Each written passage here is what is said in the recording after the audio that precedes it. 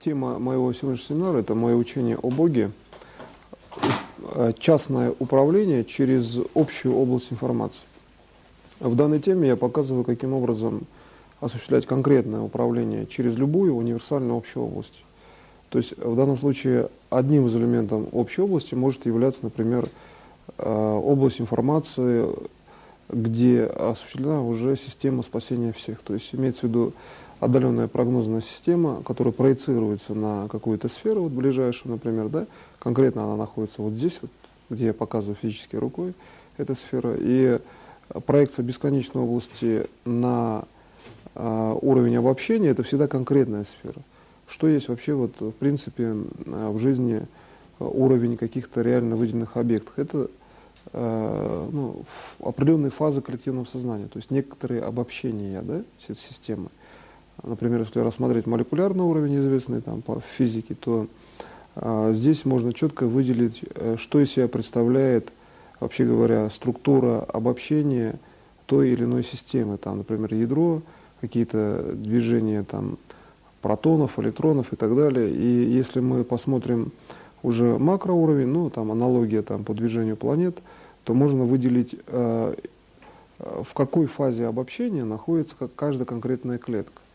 То есть, как устроен человек с точки зрения проекционных бесконечно удаленных систем, где элементами действия, скажем так, да, являются так же, как у Бога, как его личная система управления, так и система как бы проекционная. То есть у Бога отличие только в том, что внешняя проекционная система — это есть то же самое, что он изначально как бы переводит. То есть одноимпульсность и внешней, и внутренней составляющей, да, управления. А у человека это разные системы. И вот чтобы значит, управление было таким же, как делает Бог в данной системе, нужно внешнюю, то есть общую область, значит, таким образом сосредоточить как бы вокруг себя, вокруг физического тела, чтобы управление, идущее от вас, мгновенно вызывало реакцию внешней области, обобщенной области, то есть проекционной области. То есть бесконечные линии света, которые проецируются на там, стол, на какую-то жизнь человека, да, то, что перед человеком находится. Вот, например, сейчас в данном случае можно рассмотреть, что проецируется на стол, какая система внешней оптической как бы система управления, проследить, какая система первично достает управление. То есть, что конкретно в материальном мире соответствует первичной системе. Например, там материк Австралия, какое-то там побережье и так далее. Да? То есть, почему именно эта система, можно посмотреть мыслеформу. Как, кто нуждается в максимальной фазе спасения. И ему там, да, переводится конкретному человеку это управление.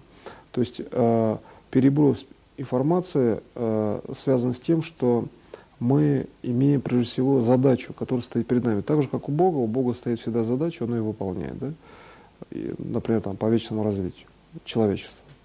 Поэтому получается, что здесь именно одноимпульсная система — это есть формулировка практически мгновенная задачи, как бы в области, где задачи как бы еще не существует. То есть умение формулировать так задачу, чтобы она была решена, обязательно, да, позитивная задача, именно макроспасение, например, или там частная задача, и умение сделать так, чтобы как бы несуществующая фаза задачи была сформулирована двуимпульсно, то есть и от вас, и одновременно была благоприятна для всей проекционной внешней области. То есть некая гармонизация, которая заложена в том, что вы успеваете сделать работу до того, как возможно негативный уровень результата. И когда вы, например, эту систему начинаете, ну, как бы визуализировать, понимать, да, духовно осваивать, видеть, как она развивается, то получается, что вы можете очень четко выразить, ну, такую, скажем, мысль, что бесконечное развитие человека — это все-таки умение, да, воспринять, значит, ну, в том числе умение воспринять ну, как бы бесконечное количество проективных систем, неких обобщенных областей, общих областей информации, где выделение именно общей области — это все-таки то, что это универсальная среда. Это не некая, например, однотипная структура, хотя она может быть конкретной структурой, а вот такая среда, которая позволяет иметь материал создания реальности. То есть выделение общей области — это все-таки в конечном итоге ну, как бы выделение строительного материала некого, да, для того, чтобы человек мог осуществлять, именно осуществлять управление, которое зависит конкретно от него. Вот это важно. И здесь видно, вот тогда видно, что ваш личный импульс совпадает с внешней системой. Потому что ваше управление соответствует тому, что общая область приобретает свойства вашего управления уже. Потому что она как бы абстрагирована от конкретного внешнего проективного плана. То есть на каком-то модельном уровне можно так считать, что вот трехмерный объект, если он отображается на плоскость, в принципе он становится как бы универсальным пятном, да, каким-то. А вот свойство пятна там не всегда определено, что это, что за объект, от чего, от машины, там, от какого-то куба или от там, чего-то в этом роде. То есть получается, что мы можем получать как бы универсальные области уже механически, потому что проекция не дает полной информации о всех системах. Какие-то друг друга перекрывают и так далее. Но это получается такой как бы простейший значит, проекционный вариант, несколько механистический, и он не дает полной управляемости системы. То есть нам нужно при проективности не терять всех слоев системы. Тогда мы должны понимать, как бы успевать за проецируемой частью, как бы с другой стороны, да, смотреть на изменения системы при проекции. То есть формальная фракция сознания выводится за общую область, и при приближении общей области к проективным каким-то уровням мы как бы за ней наблюдаем, но с другой стороны. То есть мы смотрим фактически на себя, в общем-то, по сути, в общей области тоже есть ваша информация сполна, да, но смотрим с уровня, который определен тем, что область движется в область проекции, то есть в область воспринимаемой, значит, вами, да, системы управления. И одновременно вы смотрите с внутренней стороны, познавая такие, причем системы на высокой скорости можно познать, как, например, любовь, исходящая от реальности. Вот. То есть как вообще реальность воспроизводит любовь.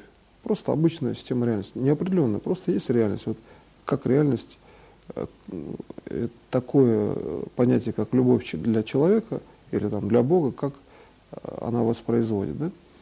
И видна конфигурация, геометрическая форма начинает быть видна. То есть при приближении к себе с точки зрения изучения системы и продвижения к ней, как бы, да, в проекции, мы получаем интегральное свойство, и это оказывается в первый уровень, это любовь. То есть исследование, фактически мы занимаемся исследованием процесса, но получаем первый статус, это любовь. Поэтому если мы начинаем входить в структуру обобщения, то получается, что получить обобщенный образ вне информативных наслоений, мы должны в каждом фрагменте выделить любовь и в конечном итоге эти формы сложить, как бы, зная, что это выделено на основе любви, но мы складываем умозрительно, как бы, складываем геометрические системы. И вот если посмотреть, то точно так устроено тело человека с точки зрения бесконечного именно развития. То есть человек сознанием практически складывает тело в зависимости от задач на уровне управления. И вот чтобы тело было целостным, да, ну, то есть не было заболевания, тело имело вечное развитие, вечную жизнь, нужно, чтобы вот этот элемент сложения был таким, чтобы импульс, идущий от человека, то есть решение задач, совпадал с тем, что, во-первых, требуется для решения, что требуется тело, некое, как бы считается, что нужна некая какая-то энергия, например, да. На самом деле это просто-навсего ориентация тела в пространстве информации и ресурсы, которые получаются за счет того, что вы как бы управляете телом в бесконечном уровне. Какие-то элементы вашего тела становятся бесконечными на уровне уже информации, даже, так скажем, не то, что там реально, да, само собой вы можете входить в управление, и в этот момент вы имеете вечное развитие. А вы еще видите уже тело как бы вытягивается в структуру будущих событий. И возникает некий элемент привыкания, да, к ситуации. То есть вы начинаете к ней привыкать. И более того, как только вы первичный импульс восприняли как систему обычной нормы, то такое ощущение, как будто натягивается кожа у человека и прилипает, ну, как бы к будущим событиям. То есть будущее событие очень жестко завязано на самом человеке. То есть сам человек — это и есть его собственное будущее. Да? В конечном итоге это понятно. Частный уровень, да, человека — это есть все его как бы многомерное будущее. То есть единственная мысль человека в данный момент, или там множество мыслей, но в данный момент характеризует все системы его будущего развития. Такой, ну, несколько своеобразный хотя очень понятный уровень, достаточно глубинный, кстати, уровень восприятия человека, который является именно уровнем интеграции как своей личности, так и всех внешних систем на уровне тела. Да? Ну, это, конечно, не механистическое там, прилипание, это ощущение в виде как бы, волновых сред. Да? И когда мы начинаем уже этот уровень как бы детализировать, стараться понять, как получить тогда частную задачу, если мы рассматриваем общую область, то есть с какой точки подойти к общей области, чтобы получить импульс по частной задаче. Ну, например, на уровне оптических линий обычных это понятно, вот есть некая сфера или там любая область, надо просто правильно отразить луч управляющий, мы попадаем в решение частной задачи. Когда мы работаем именно через систему спасения всех, то луч в любом случае попадает в частную задачу.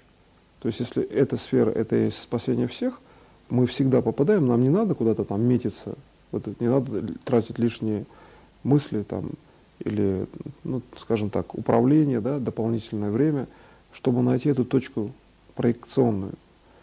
А достаточно просто сказать, что мы занимаемся спасением всех, но если всех, то и себя, да, во-первых, мы сразу попадаем, а во-вторых, когда всех, мы работаем не противоречиво, и у нас нет сопротивления импульсу. То есть мы в любом случае попадаем просто быстрее. А реально, если кому-то это не нужно, то в принципе, на самом деле, может импульс быть тогда заблокирован. То есть если мы кому-то не там, оказываем помощь, да, в данный момент, и тогда получится это или сложнее, или вообще невозможно, если пропустить хотя бы одного человека. По сути, по большому счету, если кому-то хотя бы одному помощь не оказать, именно с точки зрения макроспасения, то именно по божественному смыслу управление вообще не проходит. То есть оно замыкается на уровне первичного импульса, и все, человек может просто мечтать, например, или как-то рассуждать, что такое возможно, но управление это не будет являться. Возможно, где-то в будущем, в далеком, просто так где-то отработают эти системы мышления, и управление сработает, но ведь важно управлять сейчас, в данный момент часто. И получается, что исходя из данной как бы, тенденции управления, мы должны выявить области, которые как бы изначально, то есть всегда они каноничны, гармоничны, основаны на основе любви, да, всеобщего счастья и так далее. И когда мы именно такие вот позитивные понятия рассматриваем как систему отдаленного управления, то тогда управление, которое идет к вам от бесконечной системы, это управление всегда позитивно, то есть вы в любом случае осуществляете управление независимо от того, как вы делаете, да, первичный импульс, там, как он сконфигурирован там, в первичном уровне управления и с чем он соприкасается. То есть именно концентрация или там, создание внешней гармонии, вот личное создание, да, как бы вдали от вас, в некой внешней области просто информации, позволяет управление делать точно. То есть получается, что мы видим, что создано, например, на основе любви, на основе того, что бесконечное удаление в бесконечной области управления, значит, и как бы созданное на бесконечном удалении от вас, это явление, ну так же, как вот делает Бог, как у Бога, это управление таково, что вы получаете, значит, постепенное как бы нарастание силового фактора управления, то есть вы начинаете чувствовать, что ваше управление обладает определенной силой там, в пространстве информации. Это ощущение, в общем-то, выглядит как конкретно сила. Да. И если мы задумаемся, например, над тем, как в управлении проявляется сила, то сила вообще на самом деле это макросозидательный в первую очередь результат, а потом уже частное решение. То здесь вот именно частное решение, когда совпадает с макроуровнем, как бы максимально совпадает. Вот когда ваша частная задача таким образом поставлена, или она так решается, что это максимально соответствует именно созидательной части, да, человечества, то вот тогда возникает именно ощущение силы. То есть не потому, что там человек, например, накончался гантелями, и он себя мысленно представляет там сильно, а потому что всеобщее идет, ну, сообразная вибрация, когда идет взаимодействие на определенном уровне целей, да, внутреннего, частного и общего. То есть вот в этом случае управление частными системами через общую область подразумевает то, что данная общая область – это просто коллективные определенные связи людей в плане именно все-таки макроспасения. То есть мы можем здесь четко увидеть, каким образом человек вообще воспринимает систему макроспасения, что для него вообще это явление означает, что он вообще считает, например, обобщением неким, да, опять же, с точки зрения макроспасения. То, что он считает, что есть общая область, ну, в частном случае, не относящемся, например, к макроспасению, то этот случай, не относящийся к макроспасению, он, в принципе, может быть любым для любого человека. То есть каждый образ индивидуальный, мысль первичная индивидуальна, поэтому как бы это часто мало кого интересует и не является эффективным управляющим инструментом, пока область не насыщена именно все-таки уровнем макроспасения. И более того, если этот уровень не вставлять, область может быть опять только умозрительной, а не управляющей. И когда мы уже насыщаем макроспасение, мы видим задачи, вообще говоря, всех людей, любого человека при этом. Причем задачи часто очень выпуклые. Часто видеть одну достаточно задачу, чтобы понять, что вообще в принципе сейчас в этом мире творится, в чем суть сегодняшнего положения мира, всего мира. То есть общего, ну, в частном случае Земли, например, да? То есть мы имеем такую достаточно эффективную систему познания, более того, это система диагностики и одновременно контроля, потому что как таковой в управлении просто диагностики такого явления, в общем-то, по большому счету нет. Есть только значит, действия очень многих систем. И тот, кто ориентирован на позитивную систему управления, то достаточно его взгляда уже система меняется. То есть мы не фиксируем негативную какую-то, да, диагностическую продукцию, значит, то есть в результате диагностики мы не должны фиксировать отрицательный элемент, мы должны в управлении получать сразу нужный нам элемент, лучше сразу. То есть тогда получается, что мы сделали управление, то есть захотели, значит, ну, провели импульс, там, проконтролировали, получили сразу результат. Тогда проще. Результат, во-первых, получается быстрее, вы можете делать следующее и не тратить, да, время для какого-то дополнительного анализа. Ну, у вас пошел результат, и все. Так вот, Бог занимается тем, что Он уплотняет фактически результат, значит, до такой степени, что остается, например, там, пространство, фактически, как бы оно выглядит как пространство результата позитивного. Там нет действий, там нет вообще даже того часто, как вообще результат получится. Просто есть пространство результата. Есть знание, что этот результат позитивный. И результат достаточно сильный, так скажем. Ну, по крайней мере, если он высвечен как результат действия, это уже хорошо, это о многом говорит. Человек приобретает устойчивость. По той простой причине, что он помнит, что раз результат хороший был, значит, в принципе, можно действовать спокойно. То есть умение фиксировать и понимать, и видеть позитивный результат, это на самом деле очень мощный уровень дальнейшего управления, то есть некая устойчивость, да, некий поплавок или там остров, на котором управление совершается стабильно, постоянно, даже если вы чем-то заняты, там, не управляете, или у вас нет как бы, времени, скажем, или может быть некая такая сложная ситуация, да, происходит, которая как бы должна вызвать вашу реакцию, там, какую-то, может быть, там, беспокойство, ну, одним словом, такую специфическую неспокойную реакцию. Но тем не менее, если вы знаете, что именно результативная база базируется на определенных мощных системах вот такого типа, то беспокойство, как правило, оно отодвигается у человека, и он чувствует себя достаточно спокойно, имея только вот понятие результата как такового. То есть ведь результат обладает свойством, что вот есть некая позитивная информация, какая разница там, что предварительно до этой позитивной информации было, да, скажем, из чего она получена, то есть что является основой, к чему стремились. И здесь получается следующее, что результат — это есть средство унификации информации, когда информация перестает приобретать индивидуальные свойства. То есть чем больше мы получаем результата, тем более унифицированной становится информация вокруг результата. Логически, действительно, чем больше явлений реальности в виде нужного нам результата мы получаем, тем больше возникает областей пересечения, там, каких-то смешения, значит, различных областей информации, и мы получаем все более унифицированную область. Значит, если много событий мира как бы смешать, мы получаем уже более близкую информацию к Богу, имеется в виду именно созидательных событий, направленных на познание Бога. на реализацию его знаний, именно по вечному развитию. Тогда получается, что мы в данном случае имеем очень простое тогда понимание, так скажем, почему именно цивилизация все-таки развивается в структуру все большего количества явлений. Потому что тогда возникает больше систем пересечения, и более унифицированная область как таковая как бы выделяется от системы мира. Да? Это как получается мир как некая матрица, которая, концентрируя количество событий, увеличивая их, выделяет информацию, которая в пространство уже выделяется как система универсальная, вокруг которой возникает жизнь. Это, в общем-то, практически как пространство. Выглядит это как информация, да, вроде бы, а реально это имеет свойство пространства. Так вот, если влечение человека, его просто вывести в это пространство управления, часто могут быть мгновенные излечения даже при очень серьезных патологиях, как бы даже неизлечимых, так называемых и так далее.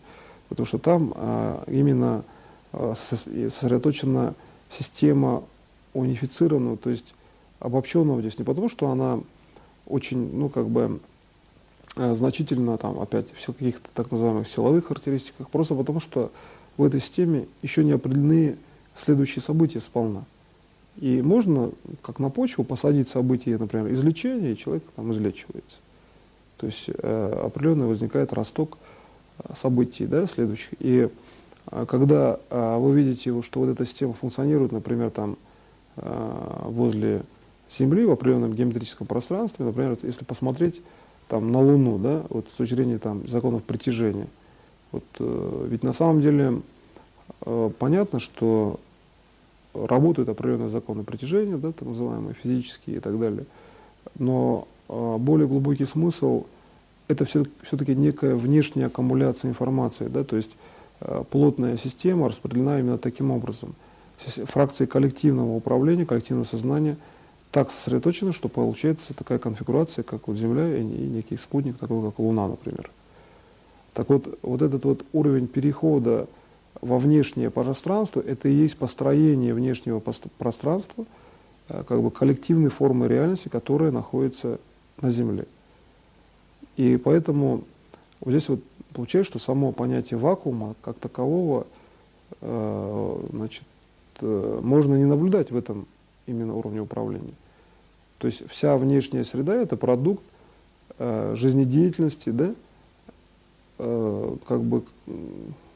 так скажем, определенного уровня реальности, например, там люди, растения, животные, как бы некая система именно фактологическая, которая воспроизводит внешнюю среду. То есть мы можем проследить, каким образом от конкретного человека, да, исходит такая система, как там воздух, то есть кислород, например, вакуум и так далее. То есть мы можем сделать неразрывную связь в данной системе управления с любым объектом информации, где управление не теряется в пространстве физическом.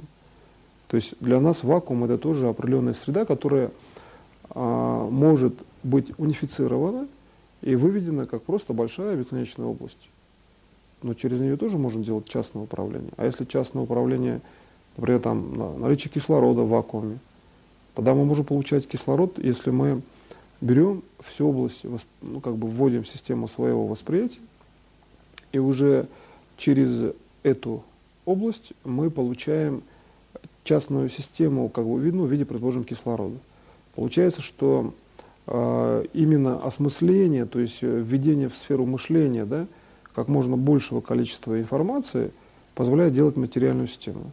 Значит, как получить кислород или улучшить, например, кислород в помещении? Надо как можно больше информации вокруг собрать, там, гектаров по 50, да, например, объем такой большой взять, километра 3 высотой, и просто сжать, например.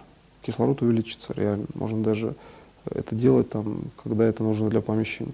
Или же, предположим, вам нужно сделать восстановление просто физического тела человека, просто оздоровление, например, имеется в виду. Тогда получается, что вам нужно захватить как можно отдаленные, более отдаленные системы таких выпуклых, то есть обобщенных реальностей, и постараться их не то что даже сжать, а пройти через них элементами своего сознания таким образом, чтобы получить информацию сжатия. Можно их самих не трогать, но хотя бы получить, что будет при сжатии, или там как-то начинать сжимать. Тогда получится, что мы получаем управление собственным организмом, да, за счет вот именно бесконечных областей. Но когда мы получаем управление собственным организмом или там, здоровьем за счет именно бесконечных областей, то получается это управление постоянно обучает человека жить вечно, потому что его импульс проходит, например, через бесконечные системы внешние, и получается, что эти бесконечные системы, они направлены таким образом, что он получает локальное какое-то действие. То есть, если вдуматься по аналогии с тем, вот есть планета, есть распространение реальности во внешний мир, да, построение реальности, то для человека как это тогда выглядит вот, на уровне приближенных систем управления? То есть, почему человек делает какое-то движение рукой, там, о чем-то он подумал, да? Одно подумал, это его как бы внутренний интимный уровень, на который, может быть, и не нужно обращать вообще внимание, если он не агрессивный, этот уровень. То есть, как правило, есть смысл обращать внимание только на мысли, которые, возможно, агрессивные. На как бы другие какие-то мысли, если они полезны, может быть, это можно, но с другой стороны, это есть польза может быть только в том, именно полезна с точки зрения развития цивилизации и спасения цивилизации. Никаких других критериев телепатического как бы взаимодействия вообще-то не существует. И вообще реально нельзя там просмотреть какую-то мысль, которую человек защищает, но именно в созидательном плане, да, то есть человек не агрессивный, и он о чем-то думает, то это его личное мышление, ни один реальный человек просмотреть мысль, вообще говоря, не может, если он захочет, да. Пока тот сам не позволит другой, кто продумывает какую-то ситуацию. Но если она в чем-то хоть минимально агрессивна, он сразу начинает светиться, и это все, в принципе, начинает быть видно. То есть, получается, есть еще фаза управления, что через обобщенную область, которая фиксируется на некой неоднородной частной области, можно найти проблему, например, там, поиск систем при возможных терактах. Значит, просто-навсего концентрировать свет, и вот где он начинает отличаться, то есть его сжимать, значит там возможно что-то, ну не обязательно теракт, может быть трещина в здании и так далее. И это очень мощная система диагностики за счет того, что высвечивается как можно больше параметров внешнего уровня управления, и за счет этого мы получаем действительно точную диагностику, но ведь так и есть, все внешние области это тоже отражение каких-то более ранних там реальных областей. И внешняя область, она может содержать всю информацию, а реальная область, но это будет только одна позиция. Ведь Бог дал так, что любая информация универсальна. То есть она несет какой-то один там статус, и смена точки зрения статус может изменять. Но, конечно, не радикально часто, а хотя бы там как бы по уровню там текущих понятий. Да? И получается, что если мы начинаем вот это управление все-таки делать, то есть мы начинаем делать управление, которое идет от бесконечного уровня так, что соприкосновение данного управления как бы рождает унифицированную среду, я уже пошел дальше, сказал, что не обязательно мы должны постоянно наблюдать за статичными областями, их использовать для частного управления, мы можем просто само управление сделать системой обобщенного управления. И тогда каждый элемент проходит через обобщение и становится тем, который нужен нам, вообще говоря, до начала управления. То есть как только мы переводим эту систему в личностную характеристику, то есть в состояние духа, да, в действие души, не то, что переводим, действие души может быть просто таким, что оно, это действие души, просто как бы воспринимает внешнее управление, которое происходит, например, для решения задач, и мы тогда имеем интеграцию духа, души, сознания, тела, и при всем при этом мы можем очень быстро решить там все текущие проблемы вот человека, да, если человек даже, например, находится вне зоны контроля, то есть у него, он не знает там, или он не изучает какой-то материал, но ему надо помочь. Тогда мы должны синтегрировать свою личность с внешним миром таким образом, чтобы ваша информация была выше, да, больше по объему, чтобы получить управление, ну, как бы той личности, или дать спасение той личности, которая, например, там, в данный момент не обращает внимания, да, на эту тему, или там не хочет, или не может по ряду причин и так далее. Тогда получается, что мы должны суметь так вот сконцентрировать управление, чтобы получилась помощь в любом случае. Ну, как бы безусловное управление событиями, как делает Бог. Он же не обязательно там упрашивает там, или всегда, или говорит, что надо делать именно так, какие-то шаги. Он часто просто конфигурирует реальность и все. И вот этот вот уровень конфигурирования, вот это есть очень важный момент в сегодняшней лекции. Это есть маленький как бы шарнирчик, небольшая сфера. Фактически это ближе именно к сфере, причем к идеальной, значит, которая двигается как некий элемент, вокруг которого очень много больших массивов информации, так скажем, массивов влияния. Да? Почему у Бога всегда существует возможность вмешаться в систему и ее быстро видоизменить? Потому что вот эти вот шарниры, маленькие эти шарики, которые в виде сфер являются связующими звеньями, да, между элементами реальности, они очень управляемые, можно просто за них как бы двигать даже вверх-вниз по геометрии и получать уже сопоставимое управление только за счет движения этих систем. И потому что мы понимаем, что шарнирные, то есть гибкие системы, имеют любую конфигурацию, то есть они фактически на уровне информации может принять значит, эта система такую форму, что форма может быть любой. То есть я показал, что вот эти мощные системы информации находятся на тех шарнирах, которые позволяют этой системе придать любую форму. А следовательно, что такое форма? Это уже решение. То есть формально, когда мы начинаем работать в частном управлении через выделение общей области информации, то получается, что здесь мы по сути выделяем управляющую форму, которую, как оказалось, здесь выделить, именно точно выделить гораздо проще, потому что можно как бы проследить, как эта форма с течением времени работает. И когда вы, например, начинаете это управление, предположим, делать самостоятельно, ставя задачи вечное развитие, то можно увидеть, что возле каждого элемента, значит, скажем так, вечного развития существует некий параллельный резервный пласт информации. И вот чтобы определить, ну это вот как раз обобщенная область и частная область одновременно, некий пласт, который как бы прилипает к структуре, очень близко находится от информации именно вечного развития человека или какого-то уровня реальности.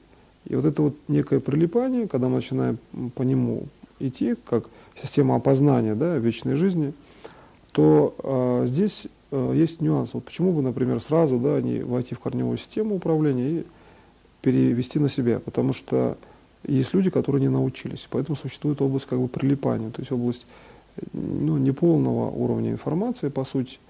Значит, но этот уровень уже способствует и реально является вечной жизнью человека, если человек продолжает отстаивать структуру именно вечного развития, то есть какие-то канонические системы именно макросозидательного толка, так скажем.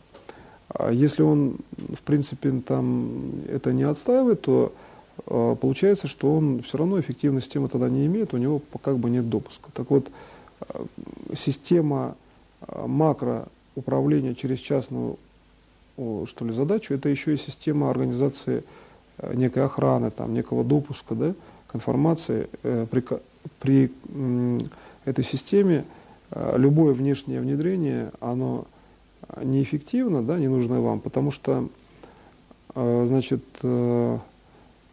когда очень много информации, идет соприкосновение внешней величины, то очень много вариантов, может быть, там миллион лет их надо считать, эти варианты, чтобы какое-то одно действие совершить, а действие же уже продвинулось дальше. Да? Поэтому управление частными задачами через обобщенную область информации еще удобно тем, что можно построить фактически очень, как бы абсолютный фактически тип защиты для определенного, для определенного вида задач, для определенных людей или там каких-то целей конкретных ситуаций. И при этом мы можем здесь очень четко видеть, что когда мы начинаем строить обобщенную область и частную, то мы видим, как Бог строил фактически путь людям. Вот почему существуют дороги там, в храмы, почему существуют какие-то там святые дороги, места, да? В плане там событий это понятно, но ведь чтобы событие соответствовало там святому месту, то Бог же должен был сначала заложить и место тоже в управлении, потому что данное место святое, да, он как бы, значит, получается, брал там блок какой-то информации и вкладывал. То есть именно обобщение, то есть обобщенная область, макрообласть, да, где макроспасение — это элемент данной информации, позволяет как бы смешивать или иметь одно время для действия между текущим и будущим событием. Вот почему точно можно сказать, что там не повторится там негативных историй, которые были в истории цивилизации.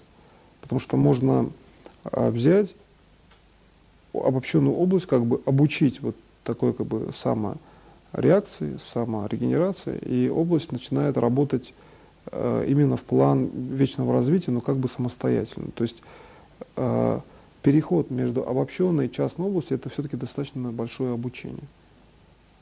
Значит, каким образом, например, можно понять, что из себя представляет там частная область, да, как она выглядит и какие функции несет. Это можно сделать на каком-то плане, на каком-то поле информации, например, там макрообобщенная сферическая какая-то поверхность. То есть получается, обобщение — это еще и уровень анализа, уровень приведения как бы исполнения в действие, вот, чтобы, значит, некое исполнение какой-то задачи было в действии, нам нужно пространство для деятельности, значит, нам нужна все-таки обобщенная система. Нам нужно уметь из частной задачи, из своей частной задачи получить обобщенную систему и оттуда получать управление. Например, если сейчас вы задаться вопросом и это сделать реально, например, сделать оздоровительное управление, да, в отношении себя, окружающих, то это будет выглядеть как все-таки сначала внешний уровень контакта со всей реальностью, а потом переход все равно к частной задаче, да, к любой. Ну, если человек, например, там, здоров, тогда в чем заключается его оздоровительный уровень? Он просто-навсего оздоравливает других. Для него тогда получается оздоровительный уровень, как бы для него тоже. Потому что у Бога оздоровление любого человека — это польза Богу, получается, вот в логике управления, да? И исходя из этого, человек, получается, может все-таки заниматься своим как бы самооздоровлением. Просто для этого он, ну, он должен, если он там абсолютно здоров, просто опускать какие-то управляющие потоки на всех людей. Но при этом как бы все-таки участвуя в общем процессе. Пусть он здоров, но он должен же делать, как все, например, да? Он должен привлекать управление, он должен его реализовывать. Так вот, когда мы рассматриваем механизм уже именно действия на человека, значит, когда человек, ну, как бы воспринимает некое управление, думает, что он, например, умеет делать какие-то макроуправляющие системы таким образом, что ему уже становится там проще, он уходит в более глубокие системы управления. Так вот, именно умение делать как все становится часто основной задачей. То есть часто там несложно взять, сделать управление, что, например, там идет именно влияние на макропроцесс. Но влияние на макропроцессы все равно до того уровня существует, когда все-таки умеет каждый человек. Если хотя бы один не умеет, все равно управление происходит не полностью. Чтобы оно происходило полностью, надо всегда давать знания всем.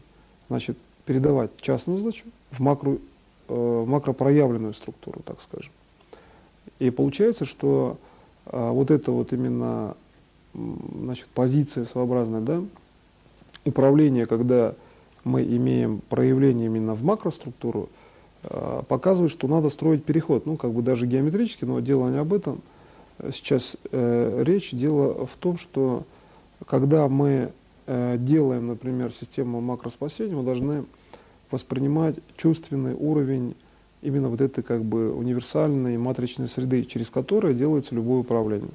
Так вот, мы, когда начинаем рассматривать этот уровень, он попадает в обычную человеческую форму, то есть там любовь, там, например, там преданность, верность и так далее. То есть там возникают какие-то позитивные системы, если так можно сказать, например, по отношению, ну, ко всему спектру, то, что мы считаем позитивным. Любовь, понятно, там, значит, ну, там, преданность, кому преданность, верность и так далее. То есть это тоже определенные понятия, которые налагаются именно уровнем позитивизма. То есть позитивизм — это ваше личное понимание, что преданность, например, это хорошо, да, или верность. Значит, и именно кому. То есть мы начинаем обращаться к личности, но ведь первая личность это Бог. Когда мы обращаемся к кому, то Бог нас всегда слышит, да? Значит, мы всегда обращаемся через макросистему фактически, то есть через Бога. Если обращаемся вообще хоть к кому бы то ни было из людей. А вот когда мы начинаем обращаться через Бога ко всем, то здесь существует путь, который существует, в общем-то, без как бы даже логических или там словесных знаний. Когда человек обращается ко всем, он должен пройти именно путь к Богу, в отношении Бога, да, на самом деле к Богу, точно. Чем точнее, тем он в большей степени обратится ко всем. Значит, чтобы технология управления была точной для всех фактически, да, людей, нужно сделать так, чтобы обращение шло именно к Богу, тогда много людей получат результат, или, например, все. То есть, чтобы все спаслись, нужно, чтобы обращение о спасении к Богу содержало его самого в плане именно человеческого уровня. Вот в чем гарантия, что мир не будет уничтожен? Потому что Бог человек. В данном случае такой вывод можно сделать. И тогда обращение как бы именно через структуру его самого, да, Бога, который является человеком, позволяет очень жестко укрепить структуру реальности фактически навсегда. То есть замкнуть все системы бесконечного развития и получать очень простой результат, что там, через частную область можно получать большую бесконечную, через бесконечную или там, огромную там, частную или точную, или можно вообще сделать управление, что область сама не видна, она как бы даже не существует, но ведь фактор несуществования подразумевает наличие еще более мелкой величины, как правило, да? Какой-то величины, которая соответствует данному пространству. Достаточно только свойства какие-то другие рассмотреть.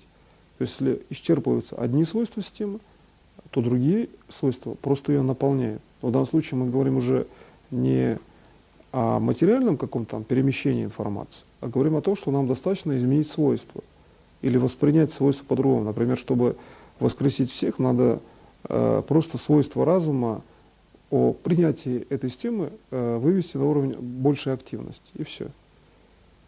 Тогда получается, что идет всеобщее воскрешение, потому что есть система взаимных адаптаций. Ведь даже элементарно там какая-то очередь в магазине, если хоть один чем-то там недоволен, уже напряжение, говоря уже о том, что много людей. Да?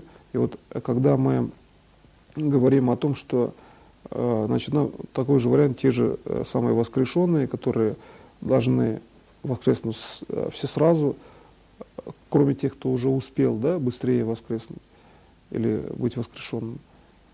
Здесь получается, что все равно очень важным элементом является именно элемент того, что вот эта вот именно система частного доступа к человеку, значит, да, к самому себе, это и есть система как бы внутреннего познания Бога. То есть человек познает Бога именно душой, бесконечной системой. И когда мы сталкиваемся с таким, ну, как бы процессом, то получается, что вот в чем тогда система познания, когда человек имеет ответы в душе, и как, например, там Бог познает собственную душу. Он сам, да, создал свою душу, как он вообще познает каждый соседний элемент. Вообще, что является тогда его основой восприятия? Так вот, человеческое восприятие — это также есть основа восприятия Бога. Одна из основ. И когда он может воспринимать, там, как воспринимать дерево и так далее, и так далее.